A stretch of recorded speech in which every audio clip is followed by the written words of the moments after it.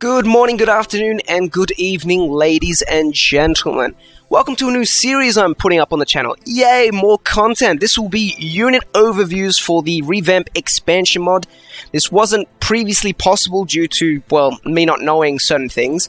As of the Beta 1.0 update, as you may have noticed in the bottom left-hand corner, there's a new UI element. When selecting units, it displays, well, the stats of that unit, numeric values that can be, used as great information when dictating whether or not this unit should beat this unit in a one-on-one combat. Now, obviously, this is a massive scale RTS. You're never going to be putting one unit against the other or micromanaging all that often, but information to the player is still information. It benefits you. There's no downside to it, and maybe some of the things will help you. I don't know.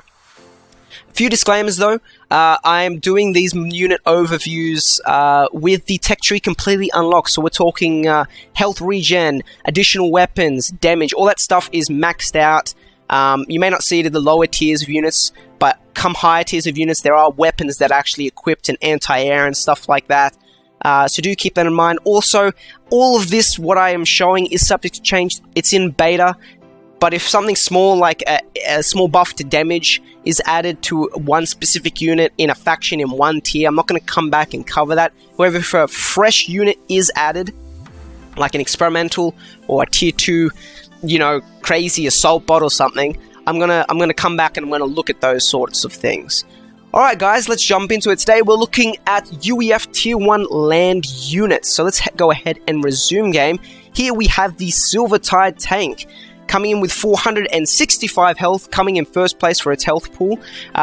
It tied first place for its health regen of 27 points, and the highest tier 1 land DPS of 36 points.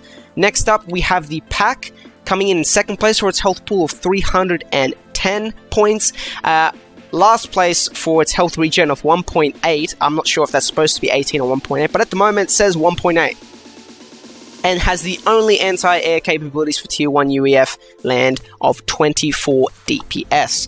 And finally, last on the roster, we have the Mech Marine Mark II, coming in last place for its health pool of 116 points, tied first for its health regen of 27 points, and slightly low, but again, slightly lower, I should say, but again, 32 land DPS. Next, we're going to be moving on to build times for all of the factories. Again, these are naked factories, okay? There is no adjacencies to be found here due to the amount of variables you will find, depending on what power generators are beside them, or mass extractors for that matter. So first up, we have the Silver Tide, which is your tank, coming in last place, having the largest build time of 14 seconds for tier 1. For tier 2, it comes in at 7 seconds, and tier 3, 5 seconds. Next, we have the Pact, tied first with 7-second build time for tier 1, a 4-second build time for tier 2, and 2 seconds for tier 3. Alongside that one, we do have the Mech Marine also with 7 seconds for tier 1, 4 seconds for tier 2, and 2 seconds for tier 3. The second section we're going to be looking at is maneuverability for these units. So let's go ahead and jump over there. This is coming in two sections, both movement speed and turn rates. So coming in first place for movement speed, we do have the Mech Marine with the fastest tier 1 land unit for UEF in terms of movement speed. And tied for last or second place, there isn't really much of a difference. Tied in second place, we have both the Silver Tide and the Pack with identical movement speeds. Next, we have turn rates. Tied for first place, both the Mech Marine and the Silver Tide have similar, I'm pretty sure they're pretty much identical in terms of turn rates. And in last place, in second place, we have the Pack with a lower turn rate. Also keep in mind, all of these units for tier 1 for UEF do benefit from the Afterburner upgrade, so this only affects, however, the movement speed and not the turn rates, to my knowledge. Don't quote you on that. Maybe a mod dev will point out saying, no, this is incorrect. It does increase it slightly. I wouldn't know. My naked eye cannot detect that sort of awesomeness, if you could call it awesome. And finally, today we're going to be looking at attack range and arcs for all of the tier 1 land units. Coming in first place, we have the Pack with the largest range. Obviously, it's an anti-air only unit, so that's to be expected, especially when air units have much quicker mobility than land units, so you'll need that wider arc or range to be able to get off a few shots before they immediately leave it, especially when bombers drop a bomb, they go past and then they swing back around. This is less of a problem with gunships, but you get the point. So there is some balancing there. So good on that. In second place, we have the Silver Tide, and closely behind we have the Mech Marine in last place, unfortunately.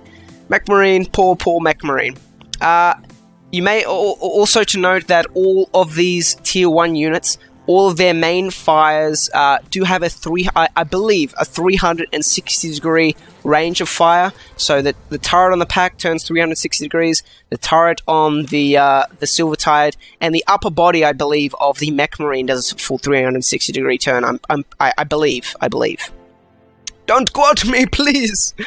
Finally, we're going to do a quick summary of all these units. So, the Silver Tide is your tank for Tier 1. Literally your tank. It has the highest health pool, highest land DPS. It's pretty much, if you have the resources and can deal with the build time and have the production, go for these instead of the Mech Marine later on in Tier 1.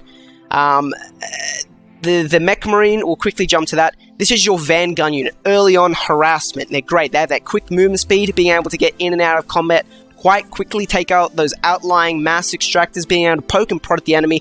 They're very useful in that regard. Do note, because of their faster movement speed, if you clump them together with your other Tier 1 units, they will actually trek ahead of them, splitting up your army. So if you're going long distances, make sure to keep an eye on that. They don't split apart from your main force.